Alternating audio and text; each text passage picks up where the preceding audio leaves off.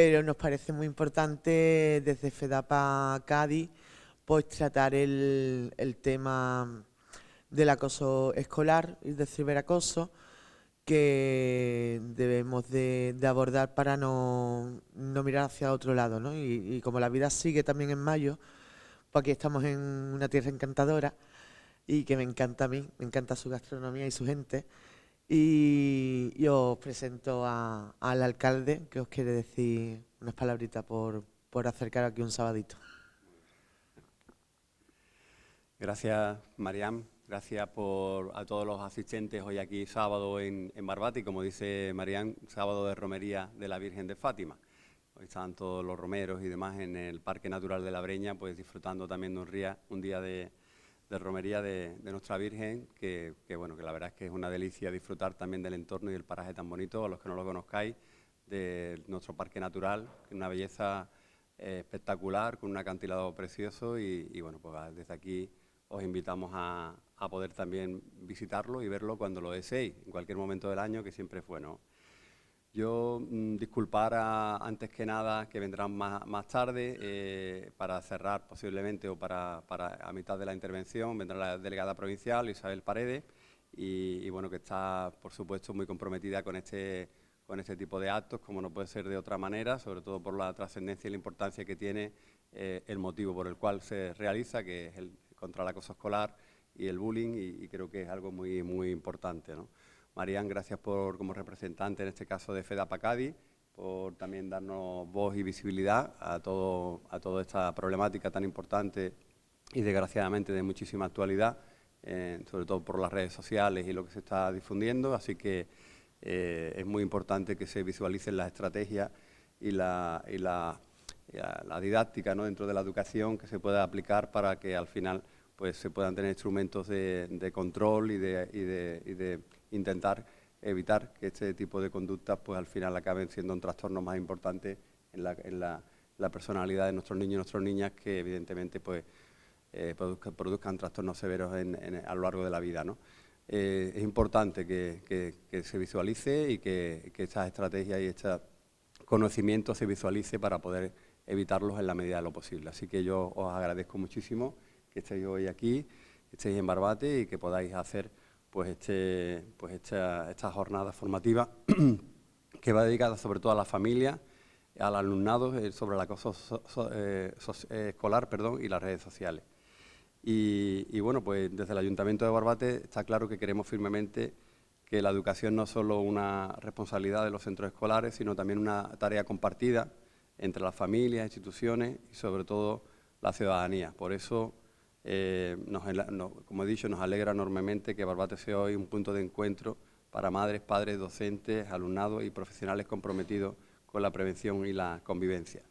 Agradezco a FEDAPA Cádiz, a CODAPA y a la Junta de Andalucía por hacer posible esta formación y sobre todo también, por supuesto, a los ponentes que vaya a estar hoy aquí y profesionales que hoy vais a compartir vuestro conocimiento con todos nosotros. Espero que todo esto, por supuesto, sirva para adquirir esas herramientas prácticas que decía antes, para reflexionar juntos y seguir construyendo pues un entorno educativo más seguro, respetuoso y sobre todo más humano.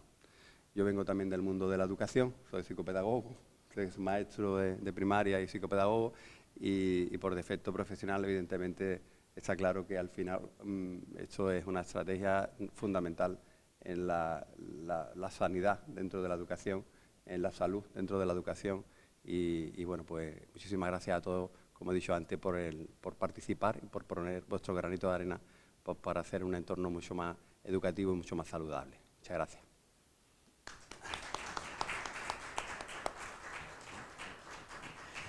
Pues nada, ahora subirá la ponente. Hemos cambiado el programa ha tenido un cambio porque la representante de la Asociación Española de Prevención de Acoso Escolar va a venir a las 12 porque viene desde Málaga. Entonces ahora viene nuestra directora preferida, Cristina, que la va a presentar Paloma, ¿vale? Muchas gracias. Y sobre todo, eso, Gracias, señor alcalde, que se me olvida siempre. Agradecer a las intérpretes de signos que tenemos aquí, pues para que sea esta jornada más inclusiva y como esto va a estar grabado y se colgará en el canal de YouTube de FEDAPA, pues para que todas y todos pues podamos enterarnos de la jornada que hace FEDAPA junto con CODAPA, ¿no? Y sean inclusivas. Pediremos los subtítulos, ¿no? También, ¿no? Pues venga, muchas gracias a las intérpretes de signos que hacen un labor, vamos, increíble.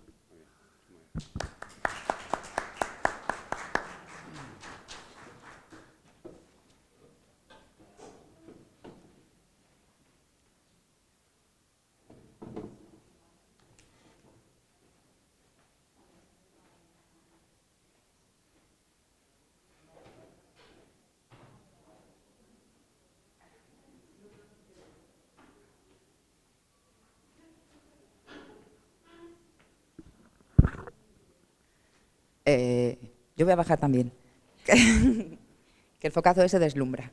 Bueno, Cristina Rivera es directora del CEIP Andrés de Rivera de Jerez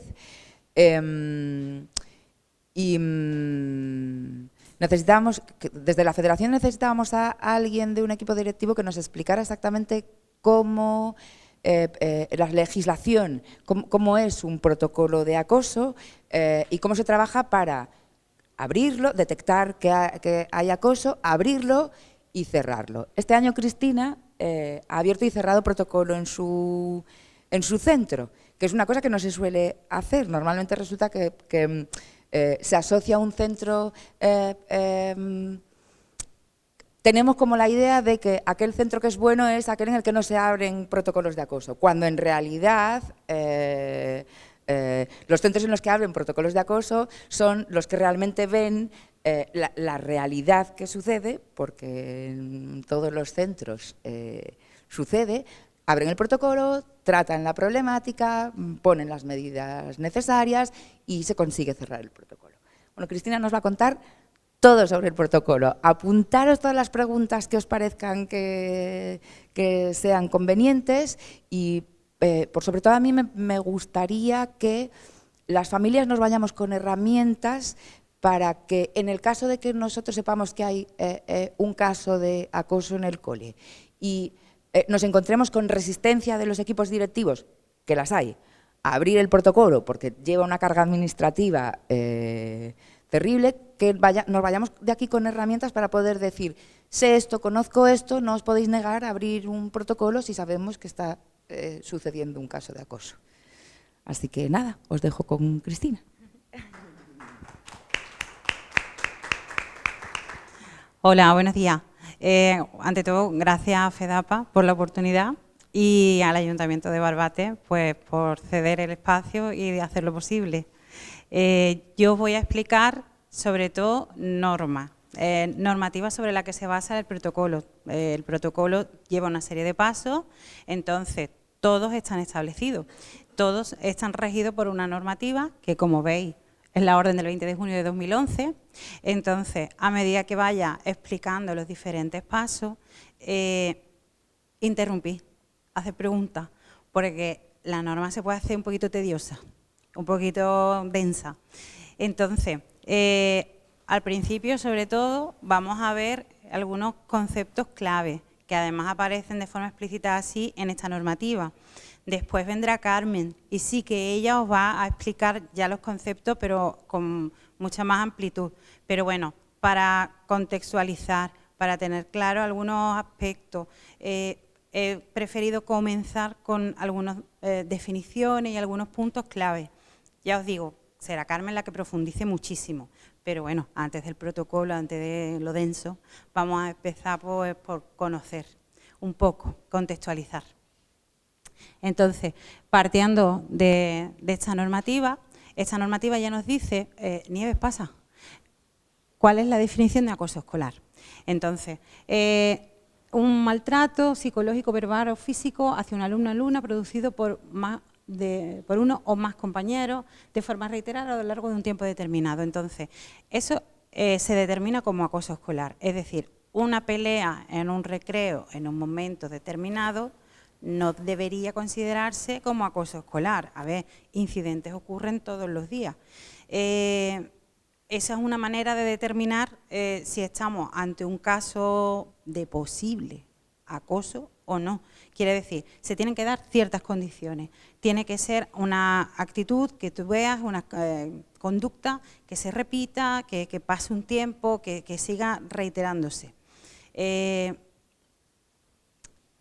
Pasa. Características. Bueno, hay 6 características principales que se dan en el acoso escolar. Entonces, estas características son muy importantes, porque al fin y al cabo, cuando terminemos de ver todas las evidencias que nos dé el protocolo, estas van a ser, estas 6 características, las que van a determinar si hay o si no hay. Hay que fijarse muy bien en este tipo de características, cualidades que se ven en las diferentes conductas que encontramos en un centro. Entonces, tenemos que ver que haya una intencionalidad, que realmente se haya buscado a un alumno o alumna concreto y queramos ver que la acción, la conducta está dirigida a esa persona. Quiere decir que, mira, es que ha ocurrido que en el recreo se han peleado. Bueno, sí, pero a lo mejor puede ser algo fortuito porque están jugando a determinadas cosas y da casualidad que el chiquillo, la niña, estaba en medio de la pelota, han ido. Cosas que ocurren normalmente en situaciones de convivencia, al fin y al cabo, porque pasan muchas horas juntos. Pero, claro, ahí hay que determinar si estamos a lo largo del tiempo viendo una intencionalidad de que queremos conseguir que ese niño o esa niña sea y tenga papel de víctima. Esa es la diferencia. Hay que ver realmente si todas las acciones están dirigidas a esa persona. Otra cosa es la repetición. A ver, como os digo, todos los días hay incidencias por H, por B, por X, sobre todo, a lo mejor quizás no tanto en secundaria, que los niños son más mayores, pero en un recreo de primaria, todos los días hay incidencia con un balón, con juegos, con puzzles, con lo que sea. Siempre hay un desacuerdo. Entonces, claro, tenemos que ver hasta qué nivel ese encuentro pues, es más o menos agresivo y se da con mayor o menor frecuencia. Entonces, tenemos que ver si siempre es el mismo niño o no.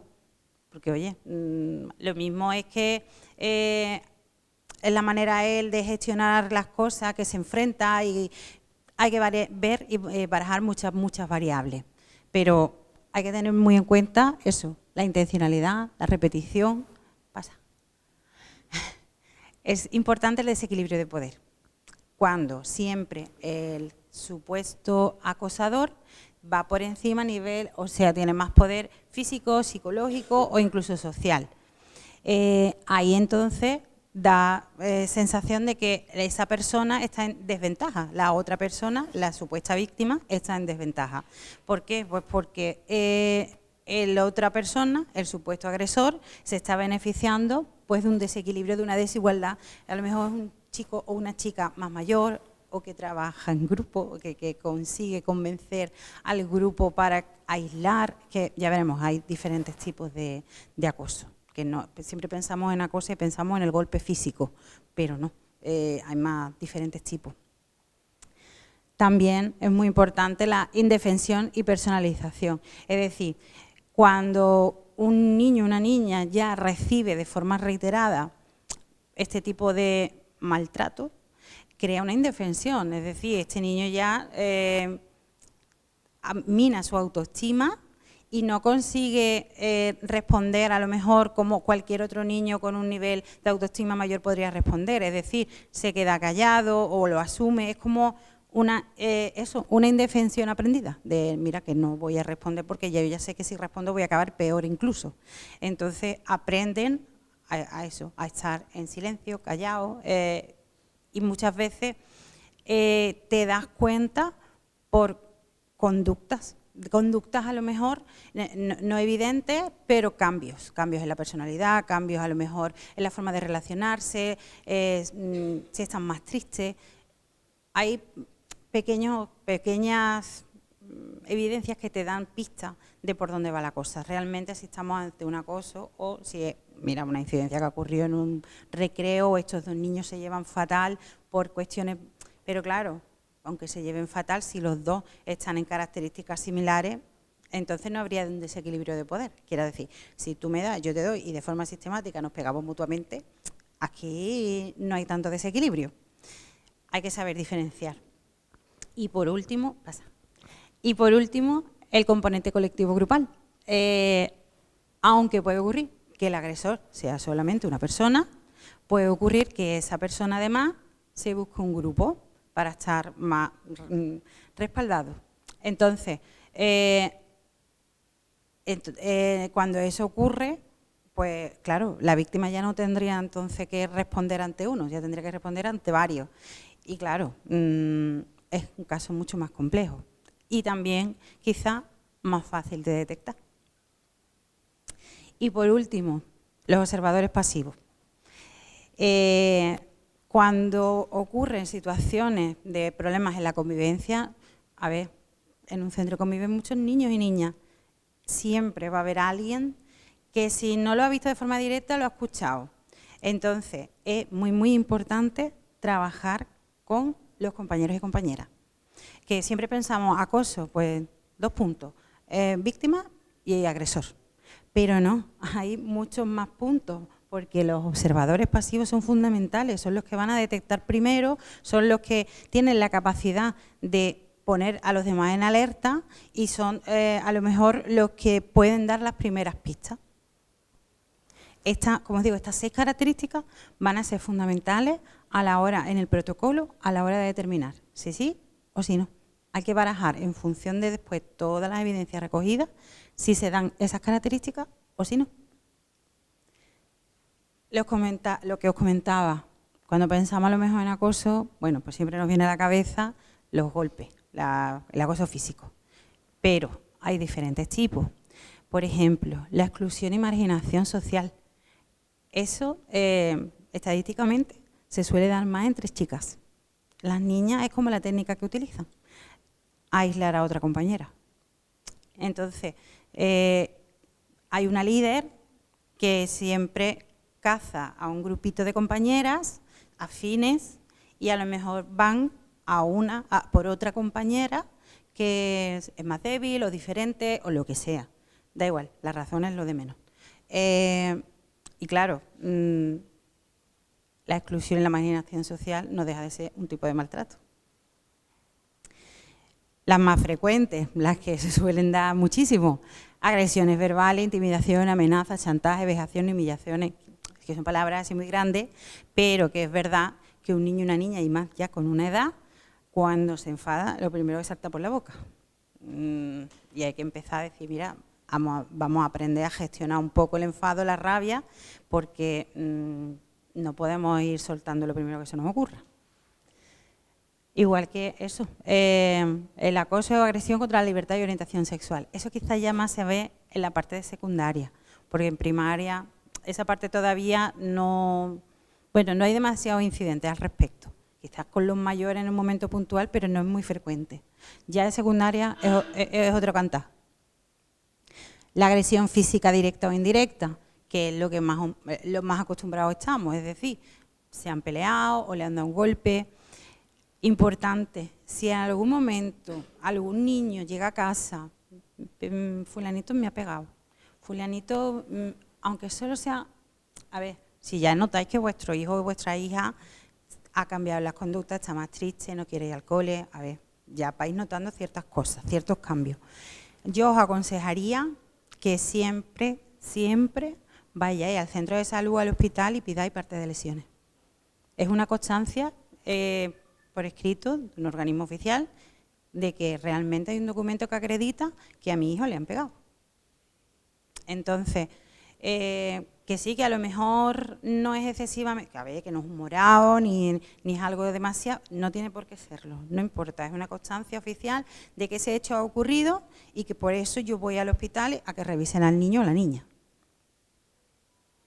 La agresión física indirecta, bueno, pues cuando se convence a una tercera persona para que pegue a la víctima, o incluso no hace falta que se haga una agresión física de pegar o dar un golpe. Si yo vulnero una pertenencia de un compañero con la intención de hacerle daño, ya se puede considerar. Bueno, el ciberacoso, que yo creo que eso se ve sobre todo en el último ciclo de primaria o incluso ya en la secundaria, que es mucho más complejo, y ya supongo que eso Carmen os explicará muchísimo. Y por último, bueno, el acoso sexual o abuso sexual, que por lo menos desde mi punto de vista, que el recorrido que yo tengo, he visto poquísimo, menos mal. Supongo que quizá, y por desgracia, se vea más en secundaria, a lo mejor por las edades, o bueno, no tiene por qué. Pero bueno, yo no he visto poco, la verdad. Pasa. Bueno, cuando existe una situación de acoso, vemos lo que os contaba, pistas, cosas en las conductas de los niños que nos hacen pensar que ahí está ocurriendo algo, que no sabemos qué es porque todavía no hemos detectado nada, pero hay que observar, hay que estar muy pendientes de los cambios. ¿Qué suele ocurrir? Bueno, cuando el niño es la víctima, suele haber un fracaso escolar, suele haber un trauma, riesgo de físico, insatisfacción, tristeza, lo que os contaba antes, se mina la autoestima. Entonces eso da una serie de consecuencias que afectan después al rendimiento escolar. Y ya no solo en el rendimiento escolar, sino a nivel social. Es un niño que está más retraído, es un niño que a lo mejor más triste o se intenta esconder. Yo lo he visto con la capucha así puesta siempre, que tienes que ir detrás, ¿qué te pasa? ¿Qué tal? Notas cambios. Después, con respecto al agresor, bueno, pues el agresor, si esto no se detecta y esto no se para, puede pensar que es la manera de gestionar a lo mejor la vida adulta y que asocia que la agresión le va a dar todo lo que todo lo que él necesita, todo lo que él quiera. Es decir, que legitimice la violencia como una forma de conseguir algo. Y por último, los observadores. Lo que os decía, el tercer vértice, son súper importantes. Ellos tienen que aprender que tienen ahí un papel decisivo, que ellos pueden parar una situación injusta y tienen que aprender que el no posicionarse ya se están posicionando de parte del agresor. Es una cosa que se tiene que aprender en el cole desde pequeño y que va subiendo a medida que los niños van pasando de curso hacia ciclos superiores. Entonces, hasta aquí. Vamos a comenzar con realmente el protocolo que nos dicta la norma. Pero hasta aquí, ¿os gustaría comentar algo de lo que hemos estado viendo? ¿O alguien quiere comentar, decir algo? Sí. Lo que comentabas antes de si hay una agresión, aunque no haya signos físicos de tú vete al médico, tú llegas al médico y dices vengo a por un parte para después poderlo llevar al cole para que esto sea prueba para. Si hay una agresión física, es decir, un guantazo, un golpe, un puñetazo, tú explicas al pediatra lo que ha pasado y tú le dices, quiero levantar un parte de lesiones. A ver, el chiquillo también va a dar su versión, o la niña también va a dar su versión de que lo que ha ocurrido y el pediatra sabe perfectamente, no se va a negar. Va a decir que sí. A ver, es un documento que solamente acredita que realmente el hecho ha pasado. Y obviamente no vas a ir tú gratuitamente al hospital y porque sí, culpabilizando a X, sino que también el pediatra es un profesional y verá si estamos hablando de algo que realmente ocurrió o que no.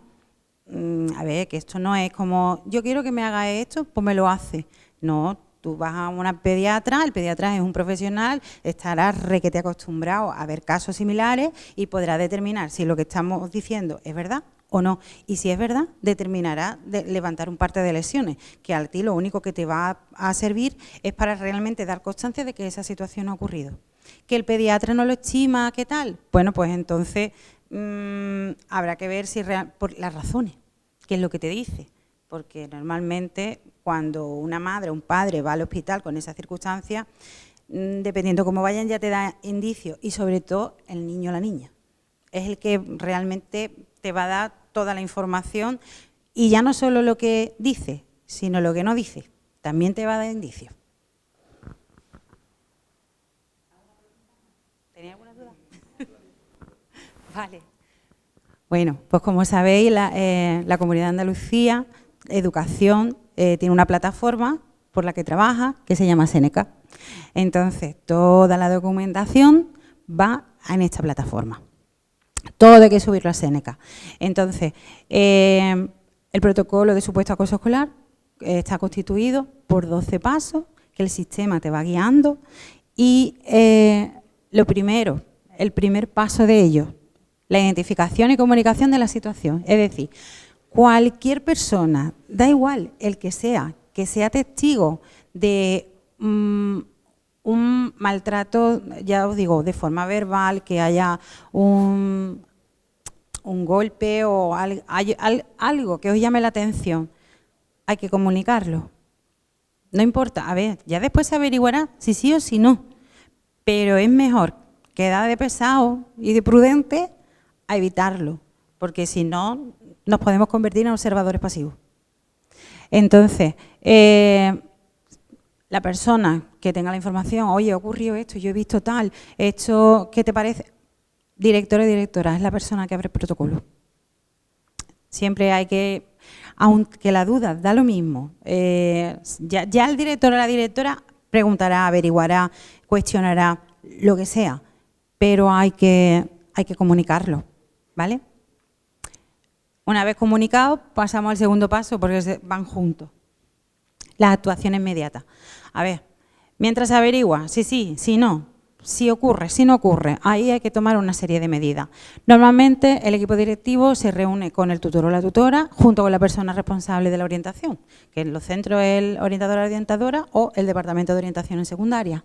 Y entonces se analiza todo lo que ha ocurrido, todo lo que ha pasado, se buscan evidencias, siempre, siempre, para cada uno de estos pasitos que veis, siempre hay que levantar acta. Seneca siempre te pide un documento.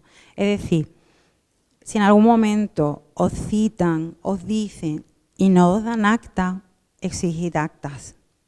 Porque si no, no hay protocolo. Quiere decir, no, también lo he escuchado. Normalmente las actas se hacen in situ, se leen in situ y se firman in situ. Pero hay ciertos centros que también consideran que yo me reúno contigo hoy, te mando el acta dentro de 48 horas y a lo mejor el acta no es tan fiel a lo que hemos dicho. Y ahora tú no la quieres firmar y el problema es tuyo que no la quieres firmar. Entonces, si tenéis posibilidad, deja constancia por IPASEN de que cuando se realice la reunión queréis un acta in situ y para firmarla in situ. ¿Vale?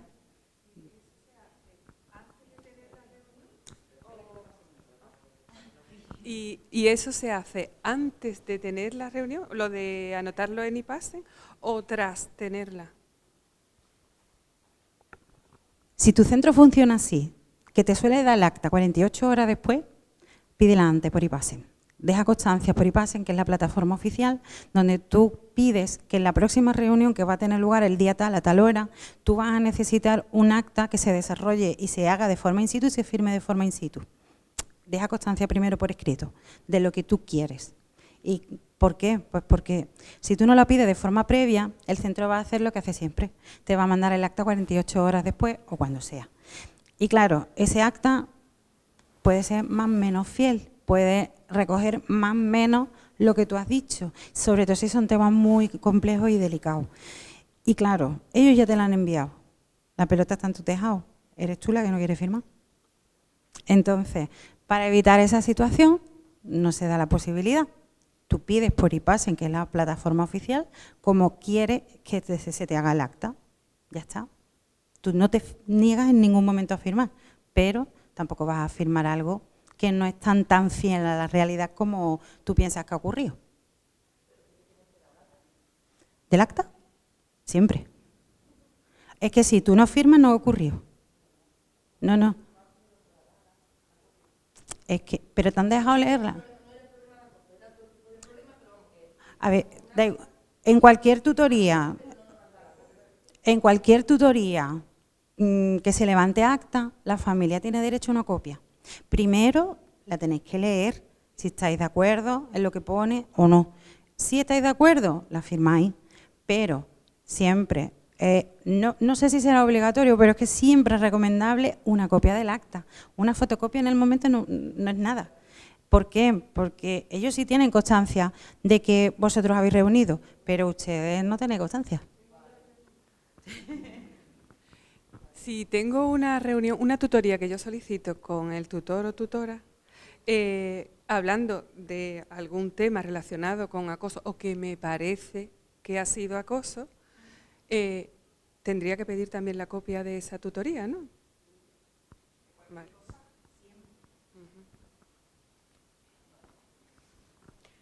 Y si, por ejemplo, ¿no? Llegas a esa reunión, ¿vale? Están tomando nota, palata, en plan de, sí, esto lo redactamos después, en algún momento. Como familia, o sea, yo puedo decir, no, yo la escribo, o sea, yo puedo escribir el acta de lo que vamos hablando y firmar ese documento en ese momento, o tiene que ser algún miembro del equipo directivo, o tiene que ser... Si está el equipo directivo, hay un secretario. Y si está el secretario, es el que va a desarrollar el acta. Si es una reunión con un tutor, una tutora o un especialista, en ese caso tú le dices, yo que me quiero llevar el acta para mi casa hoy. Yo te espero sin problema. Lo que tú... Claro, ya depende del tipo de reunión. No es lo mismo una reunión con un equipo directivo, que hay una serie de personas. En este caso, hay un secretario que es el que va a desarrollar y va a escribir el acta, que tarde lo que tenga que tardar, tú te llevas tu copia para casa, pero que lo haga en el momento. Y otra cosa, a lo mejor, pues como nosotros hacemos reuniones, claustros, bueno, pues a lo mejor esas actas tardan más, pero yo no tengo una familia esperando para llevarse una copia, ¿vale? Entonces, sobre todo si es un tema delicado, porque bueno, si vas para ver cómo va el niño o la niña, te dicen que va bien, que tal, tú dices, bueno, venga, pues lo mismo me da recoger el acta 2 días después, venga, pues ya está. Pero si son temas delicados, son temas que tú vas al centro porque tengan algún problema, entonces eso hay que atarlo súper bien. ¿Y por qué la necesidad de pedirlo? O sea, ¿por qué no es el centro el que colabora con la familia y le dice, no, tú no te vayas hasta que yo no te dé el acta? Espérate 5 minutos. Es que debería de ser así, ¿no? Pero entonces, claro, debería de todos los centros funcionar de la misma manera, pero la cuestión es que hay tantos centros como colores. Entonces, hay centros que funcionan de cierta forma y ya os digo que de otra manera. Para mí que dé un acta a una familia 48 horas después, eso me choca mucho. La familia se espera y vamos desarrollando el acta. Si es que yo te la tengo que leer, claro, o no te la dan. Entonces tú en ese caso la pides. A ver, que puede ocurrir que a lo mejor el tutor o la tutora tenga después otras 2 reuniones y se le pase y se le olvide. Bueno, pues ya está, dámela mañana o te espero, no pasa nada. Pero ya os digo, hay reuniones y hay reuniones. No es lo mismo que tú vayas a una reunión para ver cómo va el chiquillo, mira, va estupendamente, que muy bien. Bueno, pues ya está. Y hay reuniones delicadas. Esas son las que tenéis que tener claro. Primero, que tienen que tener un acta. Segundo, que te la tienen que hacer in situ. Y tercero, hacer posible una copia, siempre para ustedes, para que ustedes tengáis constancia de que eso ha ocurrido. Claro, que a lo mejor en una reunión cualquiera, pues mira, a lo mejor te da más igual. Pero en la que vosotros veáis que es un aspecto complejo, delicado, que siempre tener constancia de que ha ocurrido, porque después lo que no está escrito no existe. ¿Vale? Yo una sugerencia para la comunidad educativa. Por ejemplo, hay niños que tienen una pequeña discapacidad pero no se les nota. Por ejemplo, en mi caso, mi hija tiene como 2 años menos. Entonces, ¿qué pasa? Que los profesores no explican que hay personas que son diferentes, a lo mejor son infantiles. Entonces, claro, mi hija se lleva muy bien con los niños porque son mucho más inmaduras. Pero claro, las niñas no juegan porque a lo mejor ella juega, dice, no, es que ella en el recreo no juegan. Está hablando de novios, de otro tipo de cosas, tiene 10 años. Entonces sería bueno que los orientadores, los psicólogos, los profesores explicaran a los alumnos que hay personas que son diferentes, pero que a lo mejor, claro, como no es notorio, pues los niños dicen, no, es que esa niña es rara. Entonces, eso pasa. En mi caso, por ejemplo, no han explicado a los niños en ningún momento que hay niños que son diferentes. Entonces, bueno, es un poco acoso también. Claro, eso tiene un nombre, discriminación. Entonces, a ver, cuando un padre o una madre va con esa preocupación, aparte de lo que comentabas, que eso se debería de trabajar a través de orientación, a través de tutorías, se debería tratar, pero no porque haya una niña X en clase con estas características, sino porque es que vivimos en una sociedad donde todo el mundo es diverso y hay que aprender a llevarse bien con todo y a respetar sobre todo a todos. Entonces, ¿qué es importante? Que cada X tiempo, sobre todo si viene alguien que ha detectado estas cosas, es importante en clase, con la ayuda de orientación, hacer un sociograma. Un sociograma es como una serie de preguntas que se le hacen a los niños que van viendo las relaciones que hay entre ellos dentro de una clase. Y ahí, de forma directa o indirecta, tú ya detectas quién es el líder, quién es el popular, quién es el líder negativo. Entonces, te sirve para detectar los roles, incluso para detectar si hay niños que no son tan populares a nivel social. Sí. Que sobre lo de que tiene que apoyar la comunidad educativa, sobre que somos una sociedad diversa, por supuesto, pero también pienso que dentro de la familia, en casa, es muy importante también hablar sobre esos temas, porque es que los niños son esponjas y escuchan. Por la madre de este no sé qué, el padre de este, ya estamos discriminando desde casa. Y yo creo que es muy importante también el que hablamos delante de nuestros hijos, cómo nos comunicamos, cómo hablamos sobre la sociedad. Y creo que ahí también todos, tenemos que actuar todos, porque es lo más importante, pero que trabajar también mucho qué hablamos delante de nuestros hijos. Hombre, los contextos de cada niño y niña pesan mucho. Algunos son contextos muy buenos, donde tú ya tienes un trabajo avanzado, pero otros tienen una mochila muy compleja. Y ahora intenta tú revertir esa situación, donde día tras día, aunque tú en el centro le vayas diciendo respeto, la atención a la diversidad y tal, y después llega a casa y escucha barbaridades. Pero claro, para eso está la escuela, para intentar combatir esa desigualdad, intentar que vean otros puntos de vista diferentes y sobre todo que desarrollen una capacidad crítica, donde ellos vean realmente que, bueno, que a lo mejor la figura que yo tengo como madre o padre son estupendos y geniales, pero en este aspecto yo pienso de forma diferente. Porque claro, para el niño o la niña, su padre y su madre son sus referentes. Entonces, bueno, aunque los demás lo veamos desde fuera, muy claro y evidente, es muy complejo. Pero bueno, para eso está la escuela, para ir intentando trabajar eso, la diversidad y el respeto hacia los demás y la tolerancia. Bueno, pues una vez que nosotros ya hemos recogido toda la información, dirección ya abierto el protocolo, nuestro tercer paso son las medidas de urgencia. Necesitamos ver si es verdad o si no, ya lo veremos. Pero lo primero, acabar con esa conducta, acabar con esa situación.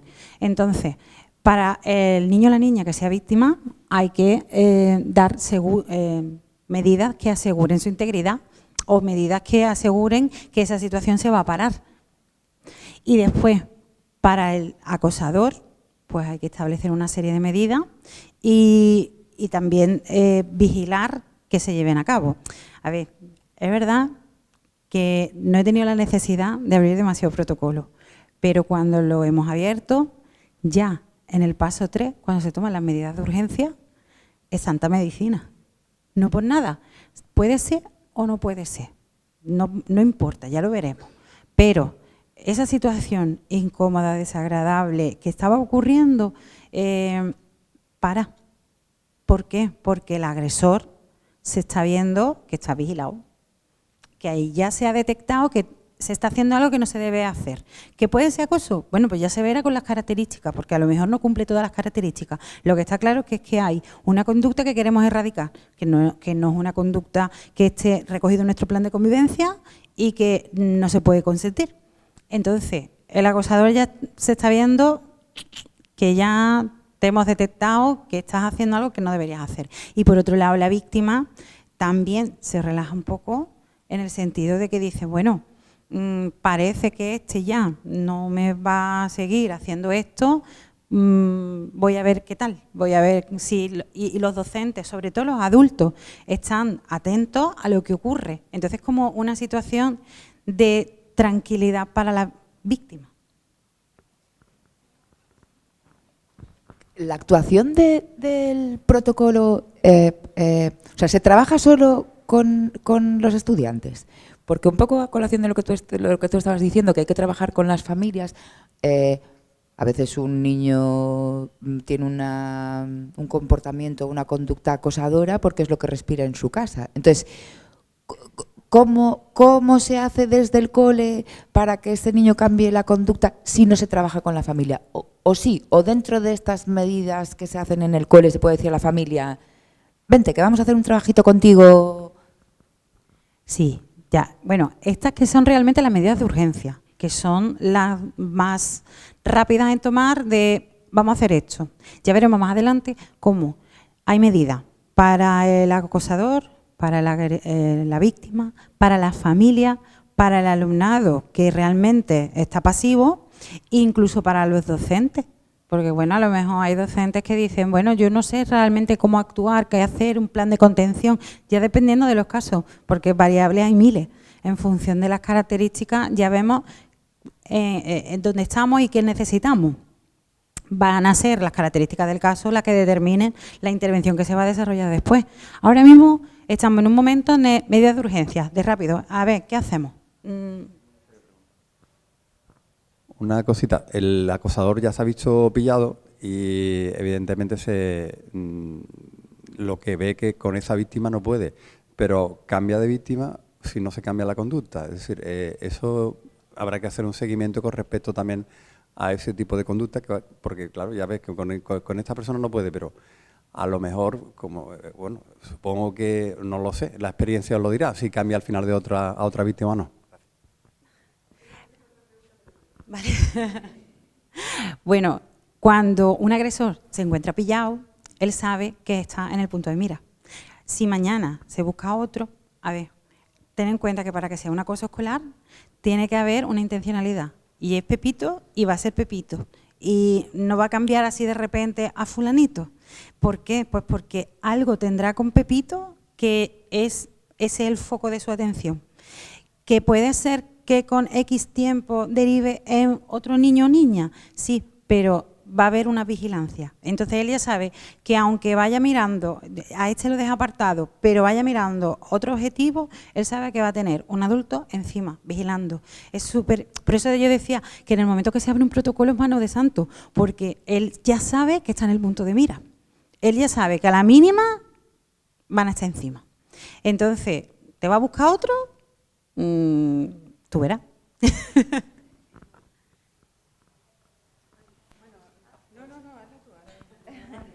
Yo voy a partir del punto primero. En el caso de que una familia tenga ese problema y acuda a dirección y dirección se niega a abrir ese protocolo, que suele ocurrir, ¿cómo nos podemos defender en la familia? A ver, normalmente cuando hay problemas de convivencia y problemas en un centro, sobre todo a nivel de peleas y tal, a nivel físico, es claro y evidente.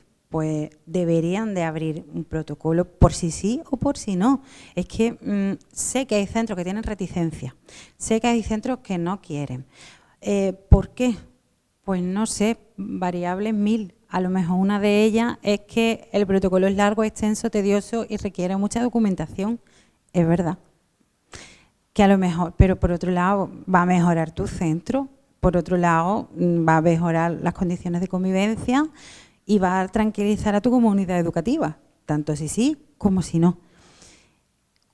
A ver, normalmente el equipo directivo debería abrirlo. ¿Qué ocurre cuando no lo abre? Yo solo he visto, en mi experiencia, una vez, que tuvimos que abrir un protocolo de oficio, pero no fue porque haya ocurrido en el centro, fue porque nos enteramos de muchas cosas de fuera. Y fue por dos familias que estaban enfrentadas. Esos enfrentamientos, los peques, los llevan al centro y continúan. Entonces, un día, pues nos llamó la Guardia Civil y nos dijo, mira, fulanito ha denunciado a menganito. Los niños, porque por lo visto un niño acosa a otro. En el centro no teníamos ni idea, por supuesto. Entonces, el recorrido legal es corto, porque es un menor contra otro menor. No vaya a ningún lado. Pero la Guardia Civil te llama y entonces tú tienes que abrir un protocolo. Sí, forzosamente. En ese caso ya se llama inspección, le dicen, mira, ha ocurrido esto, nosotros en el centro no hemos detectado nada, y ya después indagas y ves que es la dificultad. Por lo menos en el caso que yo conozco, la dificultad estaba entre los adultos. Mira, yo ahí ya no tengo nada que ver, que los chicos no, en el centro, bien, pero claro, es una manera de forzar a abrir un protocolo.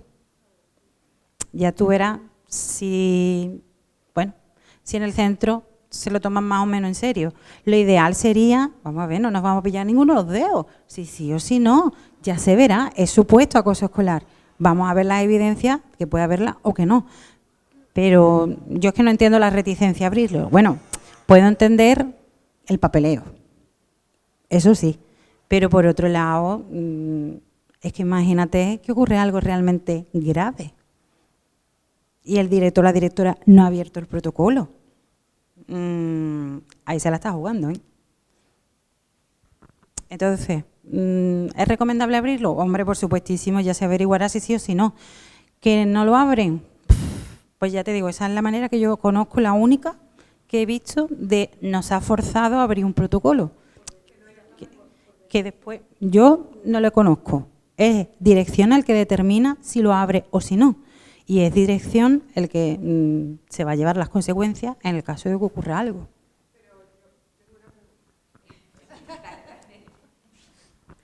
Y si no abren el protocolo y mi hijo ya no quiere ir al colegio, ni yo lo quiero mandar porque es que le hacen la vida imposible, porque mi hijo cada vez está peor, porque no come, porque dice que se va a suicidar, no es mi caso, pero bueno, como si lo fuera, porque a mí me ha dolido igual, vamos. ¿Qué espero? ¿A que se suicide? A ver, incluso si el centro no te quiere abrir un protocolo de supuesto acoso escolar, con lo que tú me estás contando, el centro ya está obligado a abrir uno de autolesiones y suicidio. No, da igual. En el momento en el que el niño lo exprese de forma oral, eso ya es vinculante. Eso ya, si el niño es capaz de decírtelo y él lo expresa de forma oral, hay que abrirlo. Si es que los protocolos no significan que ocurra la situación, significa que vamos a averiguar qué pasa. Porque yo también he tenido que abrir protocolo de eso, y obviamente no he tenido problema más allá, pero se abren y se pone una serie de medidas. A lo mejor ese niño, obviamente, no va a llegar a caso extremo, pero ya lo he dicho, de forma oral, se organiza y se habla con orientación. A lo mejor el director todavía no quiere abrir el de acoso escolar, pero da igual. En el momento en el que orientación empiece a indagar un poco de por qué, qué le pasa, qué le está ocurriendo, van a tener que abrir los dos de manera simultánea.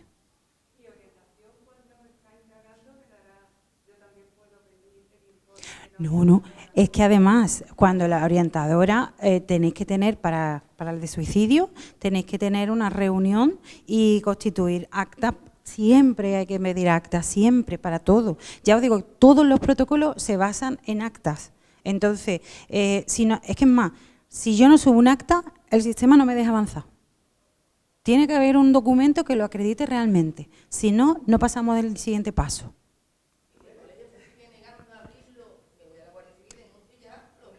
A mí me ha pasado así. ¿El qué?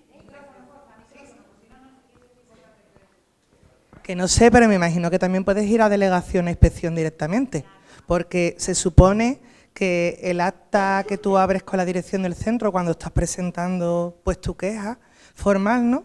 Entiendo que debe de ir ese acta a inspección. Si se niegan por algún motivo, mira, es que nosotros consideramos que esto no es un acoso.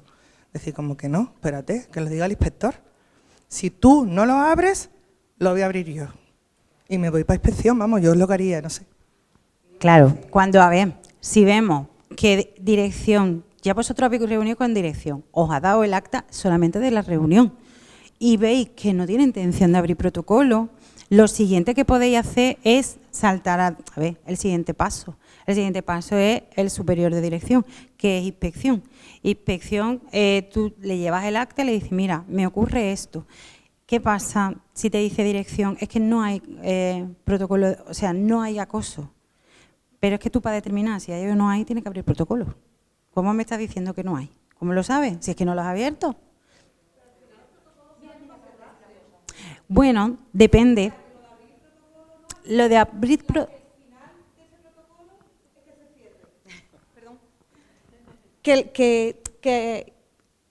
se abre el protocolo, es verdad que a lo mejor en algún centro cuesta mucho trabajo abrirlo, te pone, pero el final de ese ciclo es que se cierre y no pasa nada.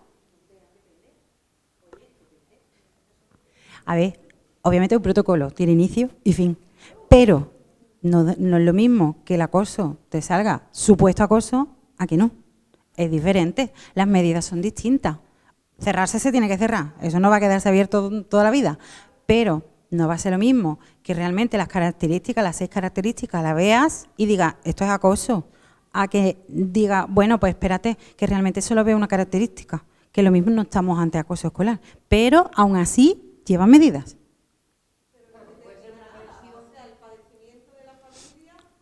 Bueno, sí.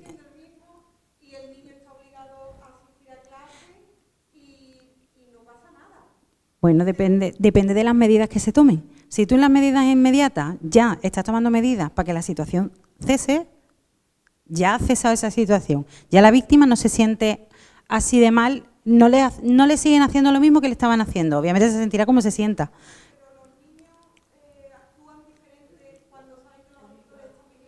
Claro, claro.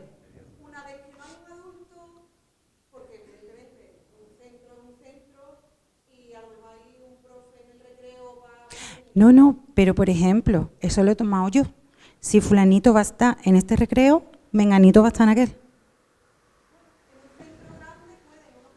Es que el mío es chico, el mío es muy chico. Y si se tiene que ir para el patio de infantil, se va a ir al patio de infantil. Entonces, ya depende. Y si sí te sale que haya acoso escolar, las medidas cambian. Hombre, que sí cambian. Entonces, estas son solamente las inmediatas, las de urgencia, las de me he dado cuenta que fulanito ya es la segunda vez que le mete un guantazo al otro, porque sí, los padres me traen el parte, vamos a abrir un protocolo ya. Las de urgencia, las de que esto se tiene que terminar, reunión y vamos a ver qué es lo que hacemos. Entonces, vemos qué es lo que hace en el... eso, gracias. Entonces, determinamos lo que vamos a hacer y se lo trasladamos a la familia. Hacemos una reunión con la tutora, donde la orientadora y conociéndolo el equipo directivo le traslada cuáles son las medidas que se van a tomar. Quiere decir, por ejemplo, mira, la medida de urgencia que hemos determinado es que este niño, esta niña va a tener la suspensión del derecho de asistir a clase durante 4, 5, 6 días. Eso para empezar. Lo tenemos que expulsar porque ha agredido ya por segunda o tercera vez a fulanito, al mismo niño. Entonces, a partir de ahí, vamos a seguir trabajando, porque eso realmente es porque nos lo establece nuestro plan de convivencia. Pero ¿es efectivo? Regular. Entonces, lo que sí que es más efectivo, obviamente, en todos los protocolos, sean como sea, de la manera que tú quieras, y protocolos hay un montón, siempre hay que trabajar la educación emocional, pero no solo con el agresor, sino también con la víctima. Y si es posible, con familiares también, porque claro, los contextos son muchos y variables. Entonces, educación emocional es fundamental por todas las partes implicadas. Entonces, las familias tienen que saber cuáles son las medidas, qué ha ocurrido, si se ha abierto protocolo, si no se ha abierto protocolo, qué medidas se han llevado a cabo, qué es lo que se va a desarrollar de momento. Entonces, aquí acta y familia que se lleva una copia, obviamente. Por eso os digo, necesitáis si a lo mejor un centro os dice, no, hemos abierto protocolo. Si no hay actas, no han abierto nada. Porque es que el sistema te obliga a subir actas.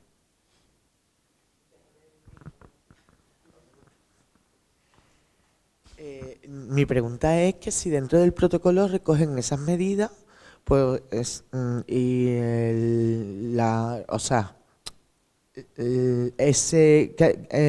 medidas que tú has dicho de las emociones, de psicología, porque pienso que si es un acoso, bueno, que no se ha cogido a tiempo, las consecuencias puede llegar a la edad adulta, ¿no?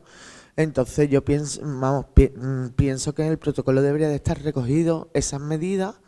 No sé si estarán recogidas o no, si se cumplen o no, y si es para las dos partes, para el acosador, acosadora y acosado o acosada. Sí, las medidas son para ambas partes.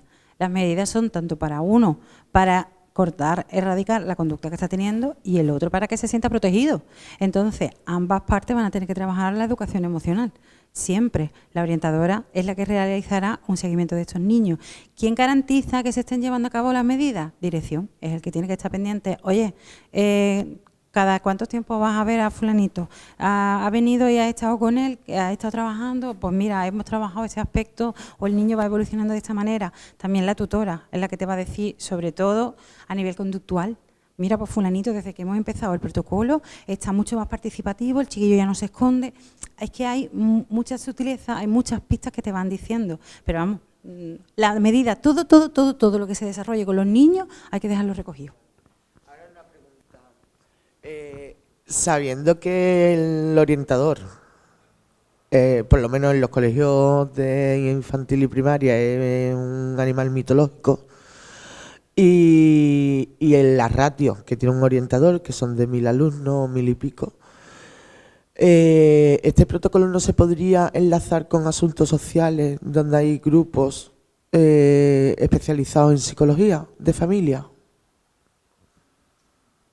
Que tú misma has dicho la palabra, familia. La seguridad, o sea, los servicios sociales a lo mejor tienden más eso, a trabajar en grupos, familia, externos, pero a lo mejor a nivel educativo, la parte de la educación emocional es el orientador, que sí, que es un animal mitológico, que sí, que está saturado, pero cuando hay un protocolo tiene que hacer prioridad. Y a lo mejor hay ciertas cosas que las tiene que dejar retirar. Es que cuando tú abres un protocolo, tu orientador siempre está saturado, pero siempre tiene que encontrar hueco para esto, porque es prioritario. Y la educación emocional es básica y fundamental en todos los protocolos, es que es el punto exigible. Entonces, el orientador sabe, o la orientadora, sabe que tiene que trabajarlo. No le queda otra. Si tiene que valorar a otro chiquillo un poquillo más tarde, pues ella sabe o él sabe que va a tener que hacer un seguimiento, si no semanal, porque ojalá, pero por lo menos quincenal, seguro. Es que tiene que hacer hueco. Cuando hay un protocolo, tienen que hacerlo. Bueno. Ah, no, ¿qué otra?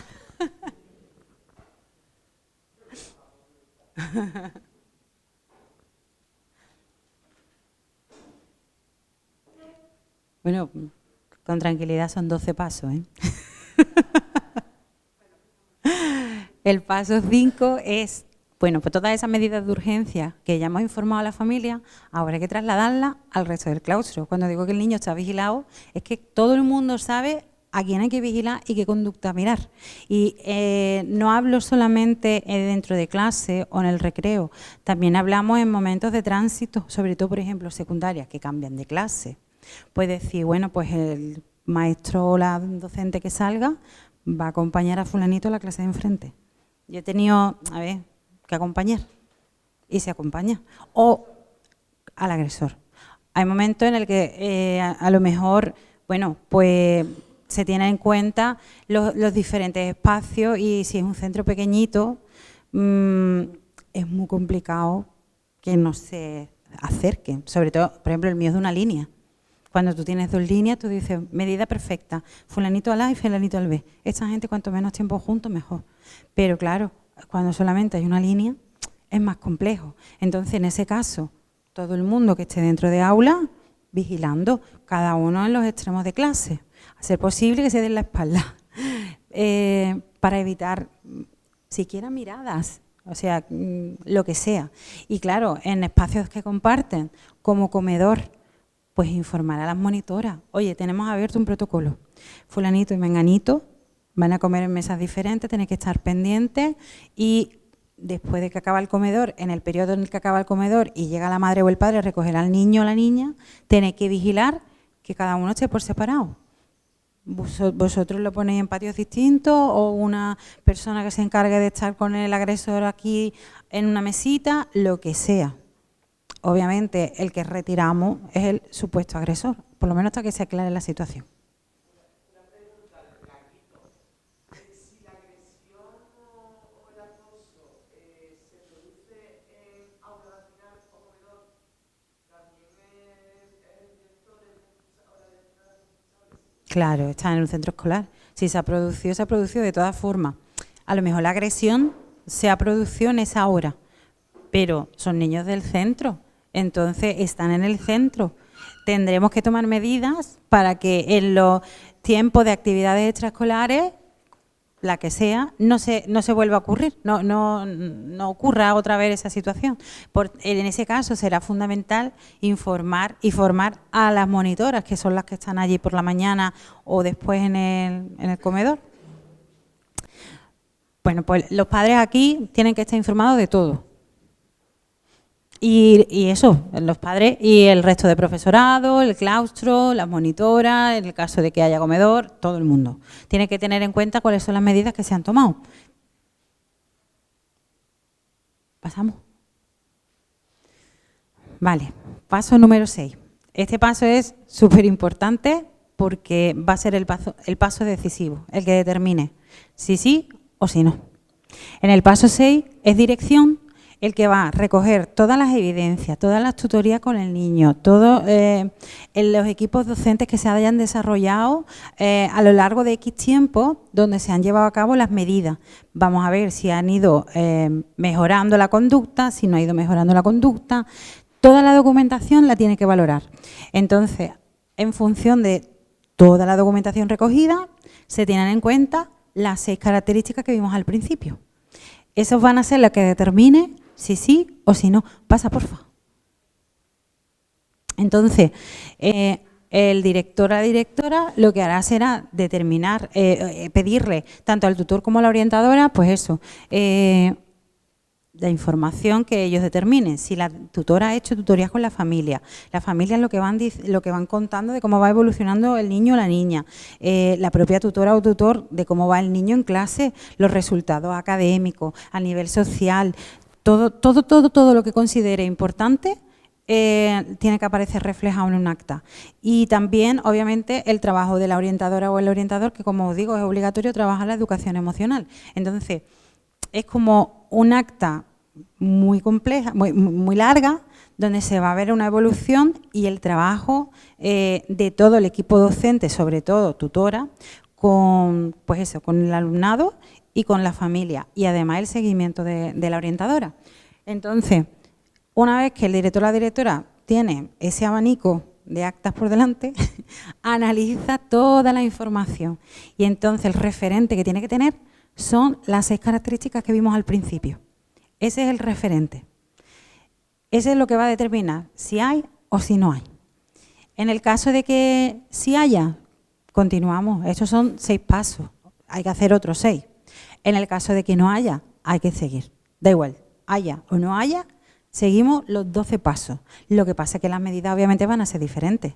En el supuesto caso de que sí haya acoso, las medidas al final es el cambio de centro del acosador, ¿vale? Nunca de la víctima. Claro, es la pregunta. ¿Por qué la víctima al final es el que se va? Porque esa fue mi duda, yo pregunté.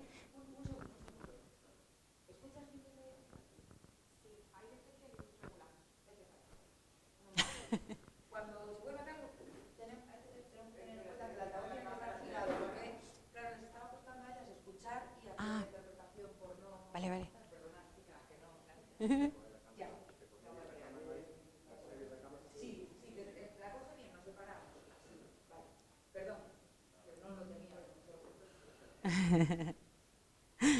Bueno, pues es la pregunta, ¿por qué si la norma recoge que el agresor es el que se va? Porque vemos siempre que es la víctima. Bueno, pues básicamente es porque la administración tiene unos plazos. Entonces, para que un agresor se vaya a otro centro, tiene que ser un centro de la zona con unas características concretas, tiene que haber un espacio en ese centro. A ver, ahora teniendo en cuenta que hay plazas en todos los coles y centros, no habría demasiada dificultad, pero es verdad que las dificultades han venido precisamente por eso, porque hay un periodo de tiempo establecido, porque tiene que ser un centro concreto. Entonces, si tú sabes que hay acoso escolar, si tú sabes que tu hijo o tu hija está padeciendo, tú lo estás viendo que el chico o la chica está fatal, ¿tú vas a esperar que la administración haga el cambio? Pues no. Dices tú, mira, en el periodo que sea, me meto, si hace falta, un anexo 9, que es el cambio, y yo me voy. No voy a soportar esta situación. Es por necesidad de la víctima, porque cada cosa requiere su tiempo y hay cosas que tardan mucho. ¿Tú estás dispuesto a esperar? Pues a lo mejor dice el padre y la madre, mira que no, que yo ya sé que es el que se tiene que ir, pero yo no voy a aguantar más tiempo así, el niño o la niña lo pasa fatal y yo no tengo necesidad, me voy.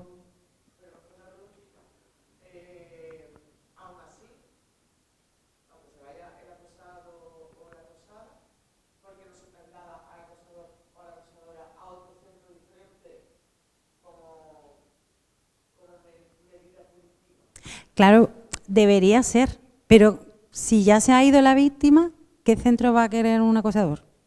Eso para empezar.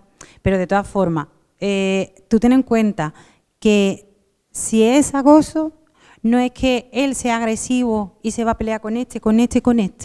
Es que si es acoso es porque este tenía como objetivo a este en concreto.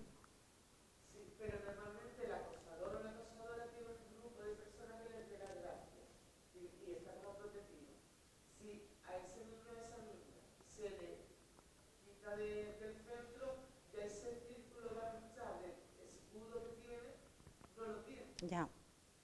Eso sí, y evitaría que pillara, por ejemplo, a otra víctima. De todas formas, ya te digo, si la medida es el cambio de centro, puede que la víctima no espere tanto y se vaya antes, pero la medida está. ¿Y quién es el que se encarga de que las medidas se hagan efectivas? Dirección. La medida es el cambio de centro. Si hay realmente un acoso. Entonces, es dirección el que debe determinar que aunque fulanito, mira, pues se ha ido el chiquillo porque es que no soporta más la situación y los padres han decidido que se van a ir a otro instituto. Bueno, vale, pero yo sigo teniendo un niño al que el protocolo ha dicho que es acoso. Entonces, la medida es esta y la medida se va a hacer. ¿Tardará? ¿No tardará? Bueno, pues ya se hablará y se hará efectiva.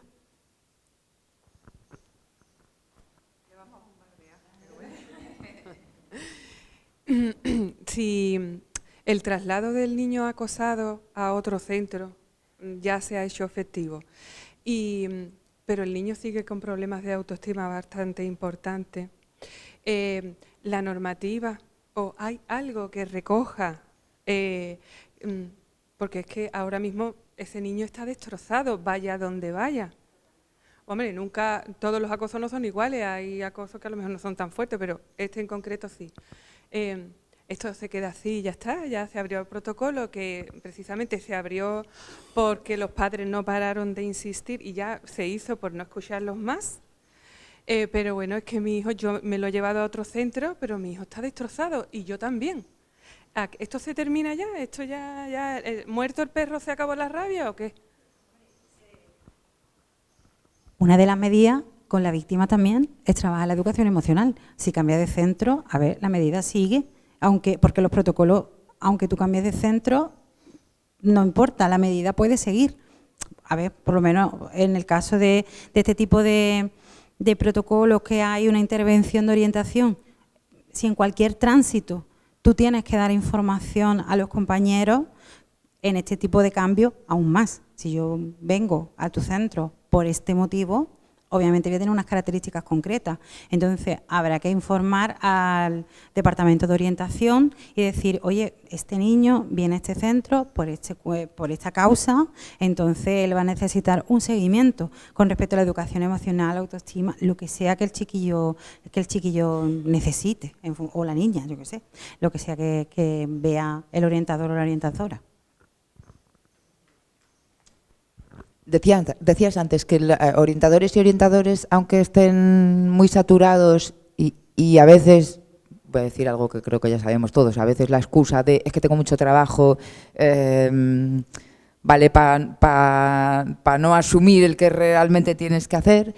Entiendo que aunque el protocolo esté cerrado, en este caso hay que hacer un trabajo de educación emocional o hay que hacer un trabajo de refuerzo. ¿Eso para una orientadora o un orientador también es una tarea prioritaria?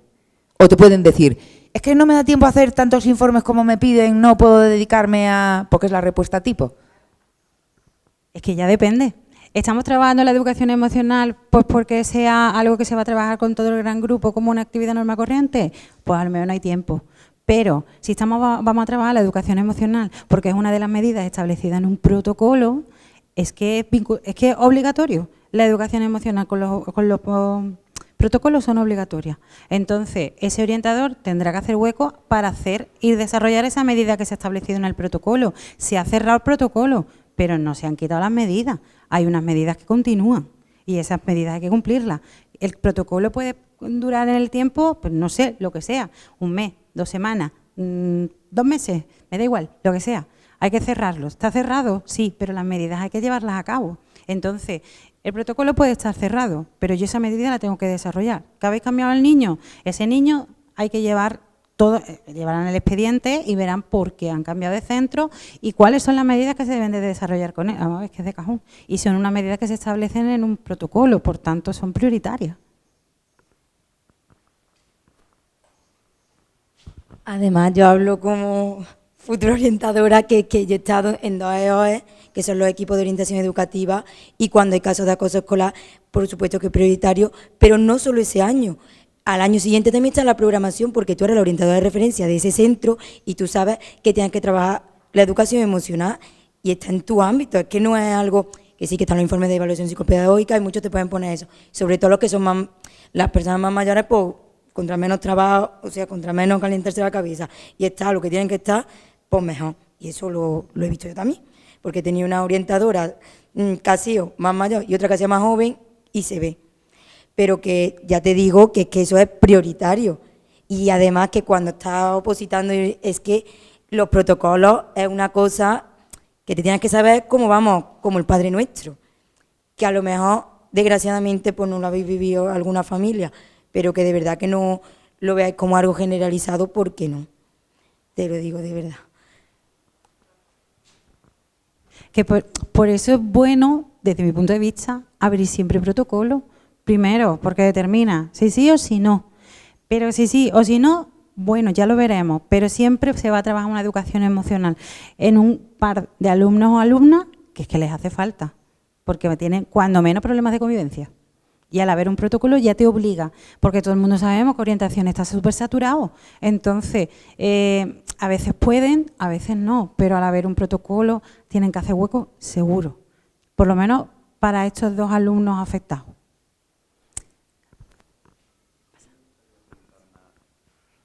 Yo vuelvo también un poquito a lo de antes, que creo que también lo ha comentado otra compañera ahí. Sí, al final, la verdad que esto es muy delicado, porque estamos hablando de niños y niñas y es muy delicado. Pero sí, al final el que se va es el niño que es acosado, no sé si supondrá un reforzamiento de la conducta del acosador, porque al final es como si hubiese conseguido el haber hecho, ¿sabes? Y el apoyo incluso mayor de los mismos que su grupo, que al final, pues mira, he acabado, me he quitado en medio a la persona a la que me molestaba, ¿no? Entonces al final acabará acosando a otra persona porque al final está reforzando esa conducta de la persona que acosa, ¿no? Entonces ahí es donde incido yo y sé que es muy delicado, la verdad que es una cosa... Es ahí donde es fundamental el papel de dirección. Dirección se tiene que asegurar que la medida se toma. ¿Y cuál es la medida? El cambio de centro. Es que fulanito ya se ha ido, es que me da igual. La medida es que fulanito es acosador y se va a ir también. Que se ha ido la víctima, ¿vale?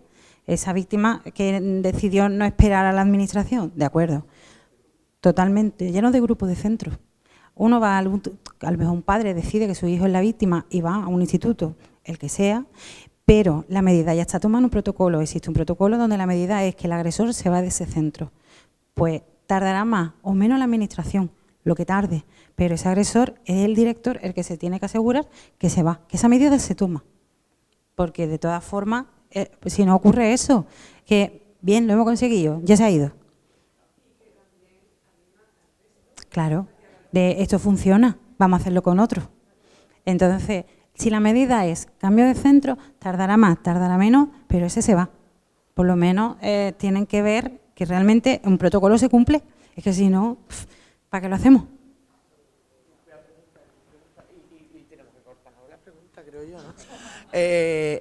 Una pregunta. ¿No se le sanciona a ese grupo de apoyo del acosado o acosadora? Porque yo creo que es muy importante. Yo por lo menos yo tengo 2 hijos. Y siempre he dicho, no mira para el lado. Si veis algo que está mal, o se lo decís a un adulto, o pues, que se posicionen, ¿no? En todos los centros hay un librito muy importante que tiene que estar publicado porque tiene que ser público. Se llama Proyecto Educativo. Y dentro de y dentro del proyecto educativo ¿el mío?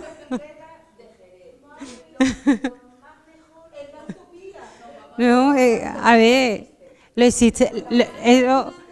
exige la norma, eso es así. Entonces, toda familia debe y puede conocer el proyecto educativo en el que tiene a su hijo. Si no, yo cómo sé qué caso con la identidad de ese centro o no. Es que a lo mejor ese centro a mí no me interesa. Entonces, en ese proyecto educativo, uno de los documentos que aparece dentro es el plan de convivencia. El plan de convivencia de los centros está regido por el decreto 328 de 2010 para infantil y primaria, o primaria nada más creo, pero el 327 de 2010 es el de secundaria. Entonces, bien. De todas formas, en uno de los pasos, la aplicación de correcciones y medidas disciplinarias, ¿vale? Entonces, en función de estos 2 decretos, el 327 es para secundaria y el 328 para primaria. Entonces, ahí aparece de forma explícita en el articulado el tipo de conductas y sus correcciones. Entonces, a lo mejor tengo un agresor y un agredido, pero tengo un grupo que ha participado, un grupo que ha colaborado. Entonces, yo tengo que ver qué tipo de conducta ese grupo ha desarrollado y ver si me casa con algunos de los articulados que aparecen en normas. Y entonces puedo aplicar las correcciones. Es que la norma te lo da. Artículo tal, ocurre esto, esto y esto, por tanto tú tienes que hacer esto. Es bien explícito. Entonces, por eso digo que si el proyecto educativo está disponible para todo el mundo, las familias ya saben y pueden ver el plan de convivencia de cada centro y ver cómo se van a tomar las medidas, de qué tipo de medidas estamos hablando. De todas formas, las medidas que se toman, las sanciones, siempre tienen que estar recogidas en un parte. Y ese documento se sube a Seneca también, que os tienen que dar copia también. Es que tienen que dar copia de todo. Es que de verdad, lo que no está escrito no existe.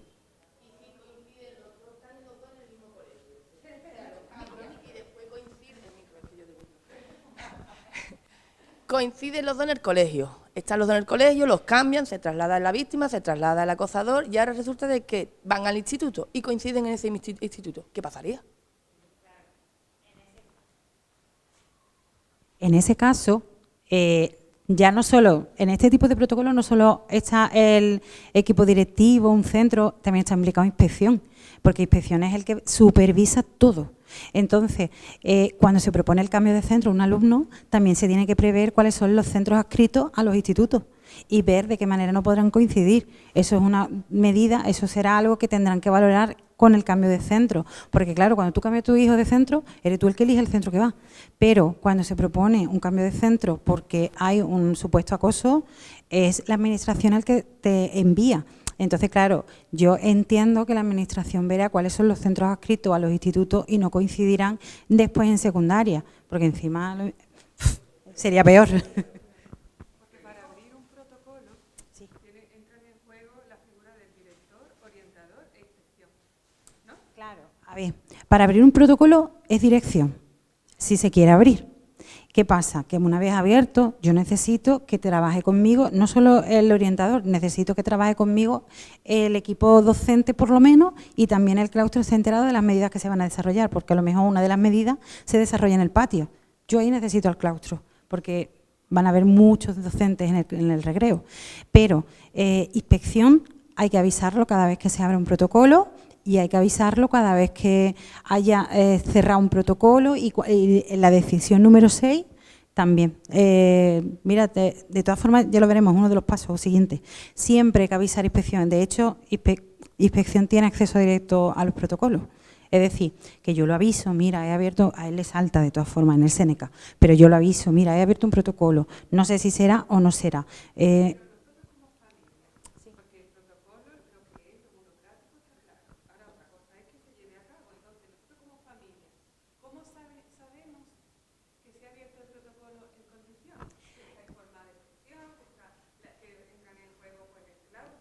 Pues eso te va a dar a ti, tú te vas a dar cuenta cuando hagas las actas y cuando tengas las reuniones, porque con las medidas. No hace falta, el protocolo ya te está diciendo lo que tú tienes que hacer, pero cuando se reúnan contigo vas a tener que preguntar, bueno, ¿y cuáles son las medidas que habéis tomado? ¿Cuáles son las medidas inmediatas que se ha llevado a cabo? ¿Estas dónde se desarrollan? ¿Ya la orientadora tiene cita con mi hijo? Porque claro, la orientadora también querrá hacer tutoría con la familia, obviamente. Entonces, ahí tú ya te vas a dar cuenta si se ha abierto o no se ha abierto. Que la orientadora no te llama para nada y el niño no la ve. Ahí no se ha abierto. Entonces, son cosas que tú te vas a dar cuenta de si se está haciendo o no se está haciendo, porque es que las medias te van a cantar. Creo que la última, ¿eh? Mira, a nivel personal, mi hija fue víctima de acoso social en un centro muy pequeño, rural. La dejaron de lado. Abrieron protocolo que yo a día de hoy, con lo que tú me estás diciendo, creo que no se abrió, porque yo no tengo documentos, la orientadora no apareció, todavía se está esperando. Entonces yo me lo planteo. Cambian a secundaria, yo pido que no estén en la misma clase, que tendría que ser al revés, porque además en salud mental, porque claro, el centro propone que la niña vaya a salud mental, cumple las 6 características, ¿eh? Yo esto me leí el protocolo de acoso, me lo empapé bien. Entonces el psicólogo dice, no, mira, esto es lo que hay porque es un acoso que no se ve, no tiene lesiones. Las lesiones las llevas tú por dentro a nivel psicológico. Yo te recomiendo que cambie de centro. Mi hija muy madura dice, yo no voy a cambiar porque yo no he hecho nada. Que cambien ellas si tienen que cambiar. Bueno, vale, hasta ahí. Se cierra por protocolo porque no hay evidencia, que bueno, todavía está por ver, si está abierto o no, si se abrió. Y ahora entra en secundaria. Pido, como he dicho, que no esté con esas niñas. O sea, es como que mi hija pasa página e inicia una vida nueva. Cambia de deporte, extraescolares y que no tenga relación. Y en las 2 primeras semanas de curso ya vuelve a tener un incidente en el recreo con esas niñas. Hay que abrir protocolo otra vez de cero porque yo me fui a la tutora y le dije que yo no quería más protocolo. O sea, que o me iba al cuartel de la Guardia Civil o me iba a Cádiz directamente a inspección, porque empezar de nuevo es seguir, para ella es machacarla del todo. eso es lo primero. Y luego, es así, yo tendría que empezar de nuevo. O sea, como le dije a la tutora, yo entiendo que tú tengas que hacer tu trabajo, pero yo como madre tendré que hacer el mío, ¿no? Que es protegerla a ella. Si en la etapa de primaria ya han abierto un protocolo, ya hay un antecedente. Si la han abierto, ¿qué será? Los de secundaria, el que te dirá si sí o si no. ¿Por qué? Si está en Seneca, el que se abrió. Si no aparece en Seneca, nunca hicieron nada.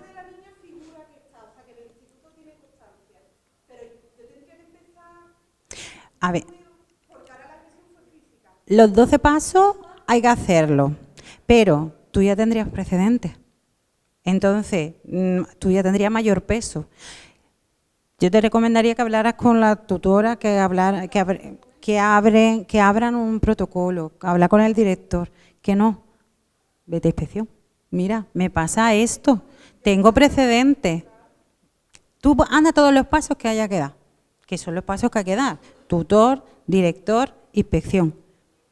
A ver qué te dicen, a ver qué te cuentan. Sí que hay que hacer los 12 pasos, pero no es lo mismo partir de cero que la primera evidencia que tú te encuentres sea un antecedente. Entonces eso ya te está dando ahí como que, escucha, que esto hay una intencionalidad muy clara y además una repetición. Entonces ya ahí está muy marcado. ¿En 2 etapas? No. Entonces, ándate estos 3 pasos. A ver qué te dicen. Vamos, yo creo que en el momento que entre en juego inspección, y más en una etapa de secundaria, no se lo van a pensar. Van a abrir. Es que abrir un protocolo no significa que haya cosas de verdad.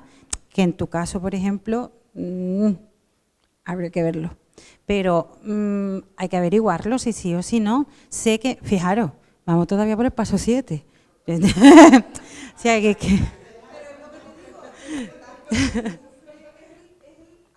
totalmente. Mientras que sí, que no, es la víctima.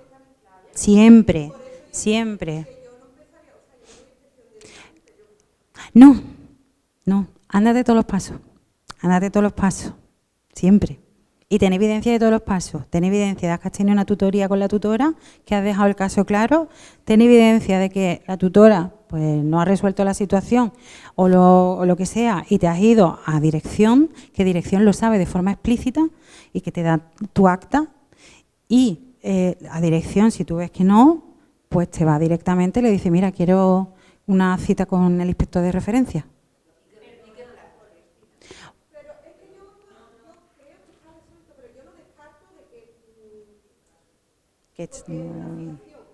Claro, es que no es lo mismo que tú partas de cero sin tener un precedente a que si en Seneca hay ya un precedente que te justifiquen mucho porque no ven una cosa.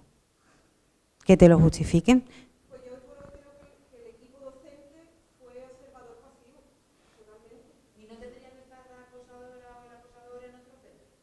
Si sale positivo,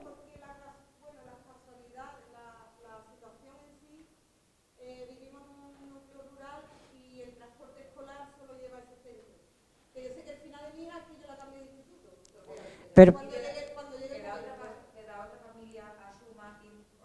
claro, si la medida, si te abren el protocolo y resulta que el protocolo es positivo, que hay un acoso escolar,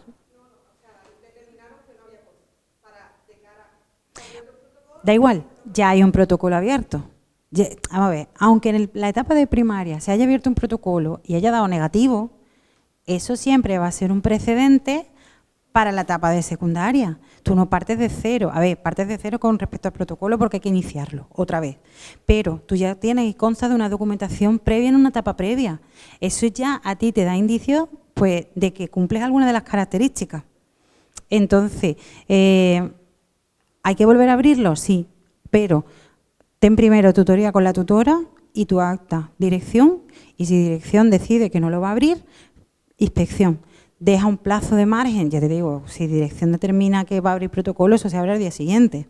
Quiere decir que las medidas se toman rápido, es que son de urgencia. Entonces, da un plazo razonable, no sé, 2 semanas como mucho que ellos te vuelvan a citar, oye, mira, que hemos comenzado y hemos tomado esta medida, esta otra, porque te tienen que informar. ¿Que ves que no? pues tú ya vas a inspección y tú dices, mira, yo ya quiero cita con inspección porque yo he venido, he dado queja a la tutora, he dado queja a dirección, ninguno de los dos me está tomando en serio, yo me quiero ir al inspector a ver qué me dice y a ver si determina lo mismo cuando sepa que hay un antecedente en la etapa de primaria. Que es que un protocolo no significa que haya, es que hay que investigar si sí o si no, que menos que lo abra.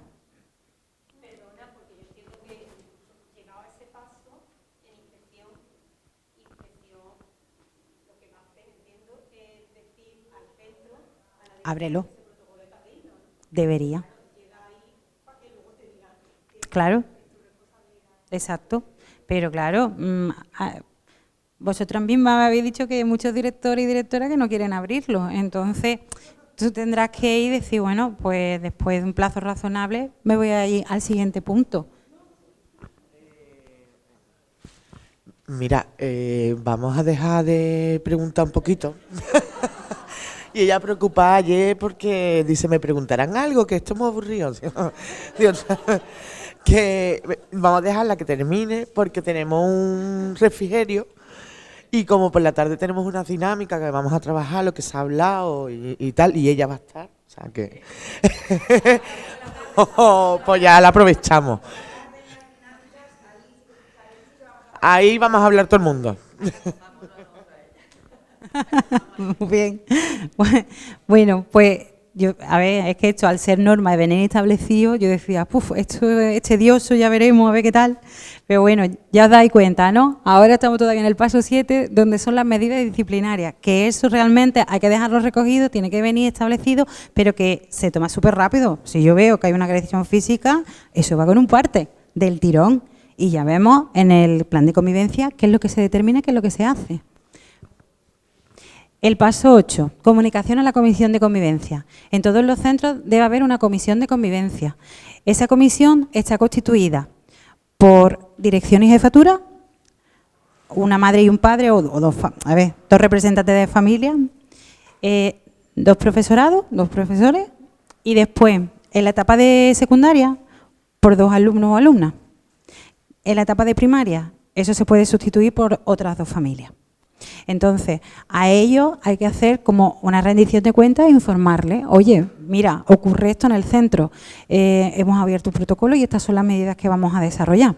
Ellos tienen que estar informados absolutamente de todas las medidas que se van a llevar a cabo, los plazos, etcétera. Por ejemplo, una de las medidas que se suele tomar suele ser con el agresor, es un compromiso de convivencia, que básicamente es un control de conducta. Eso viene recogido en el plan de convivencia del centro. Entonces, es como un seguimiento de tu conducta a lo largo de... que no es tanto académico, que se puede hacer, porque muchas veces están ligados, pero sobre todo a nivel conductual, un compromiso de convivencia. Y ese compromiso está firmado tanto por el alumno o la alumna como con la familia. Con la familia también se trabaja. Las medidas, ya os contaba antes, las medidas se toman para diversos sectores en función de las necesidades y uno de ellos puede ser perfectamente la familia. Vale. Inspección educativa. Aunque inspección tiene acceso al protocolo desde el minuto 1, nosotros debemos de dejar constancia, ya os digo, la decisión es el paso 6. Entonces, nosotros debemos de dejar constancia aquí que hemos informado al inspector, que hemos subido el acta, que él tiene acceso, absolutamente todo. Inspección es el que organiza, regula, orienta todo. Entonces, es súper importante desde que se abre hasta que se cierra, estar informando a inspección, que es el que, al fin y al cabo, es el que te va a orientar. Las medidas y actuaciones a definir. Bueno, pues una vez que ya se han llevado las medidas de urgencia, se determina cuáles son las medidas que se van a desarrollar a largo plazo. Por ejemplo, los que os comentaba, los compromisos.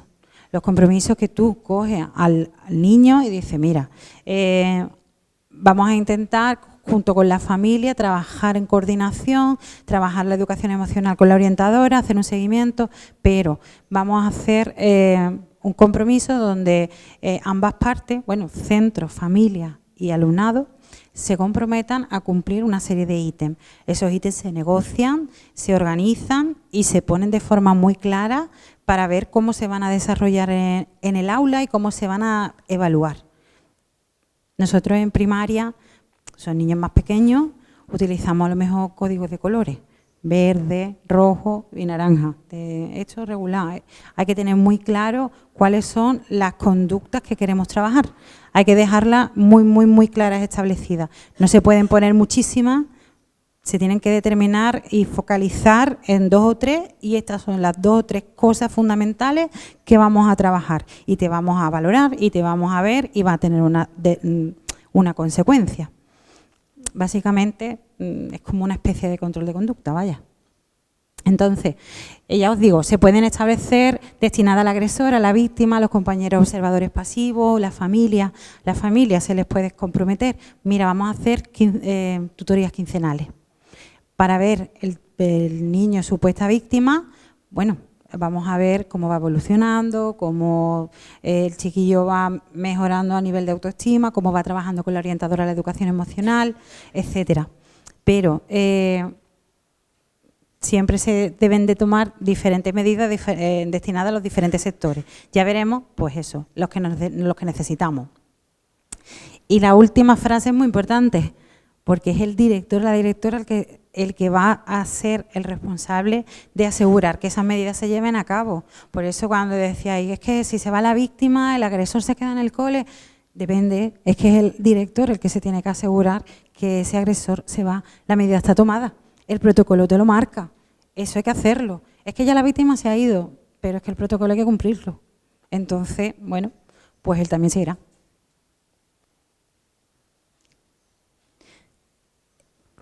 De todo, tanto de si hay o no hay acoso y de por qué sí y de por qué no, y cuáles son las medidas y qué es lo que se ha hecho y qué es lo que se va a seguir haciendo durante el curso, hay que informar a la familia.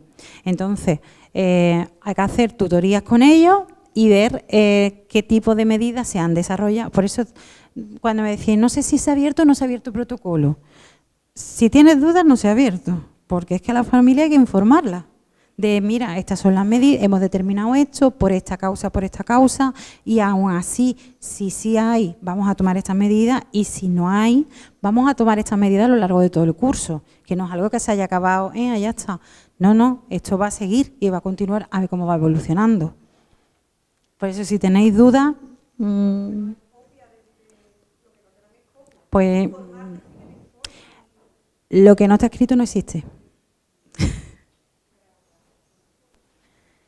Y por último, inspección, siempre inspección. Es el que va a hacer seguimiento y va a pedir cuentas a dirección de, oye, esas medidas se están tomando, ¿eso qué problema tiene? ¿Ha habido otra vez algún desencuentro? ¿Ha habido otra vez alguna incidencia?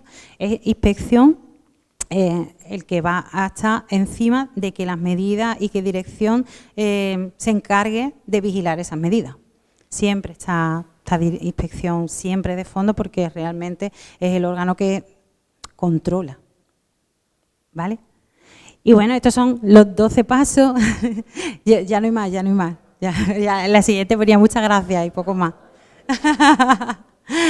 Y estos son los 12 pasos que veréis, a lo mejor que la dificultad para que abran muchas veces los protocolos es porque es algo lento, extenso, requiere reuniones, requiere actas, documentación y claro, ¿hasta qué punto? Pero claro, por otro lado, desde mi punto de vista, primero es una obligación, cada cargo con su carga. Y segundo, desde mi punto de vista, Mano del Santo, yo cada vez que lo he abierto ha funcionado. ¿Por qué? Porque el supuesto agresor se ha visto en el ojo del huracán. Ha sido como, te tenemos detectado. A ver qué haces. Tú verás. Y se hace seguimiento con la familia, y la familia está encima, se hace seguimiento con el niño, la niña. Entonces, la conducta para, y si no para, disminuye. Entonces, si alguna vez tenéis dudas si os han abierto en un protocolo, seguramente no os lo hayan abierto. Ya os digo que las familias tienen que estar informadas de todo, al inicio, durante, las medidas, si se van a desarrollar, también pueden ser con la familia, implique tutorías frecuentes, o sea, que os enteráis seguro. Así que nada, espero que tengáis suerte con vuestro equipo directivo y no tengáis que utilizarlo.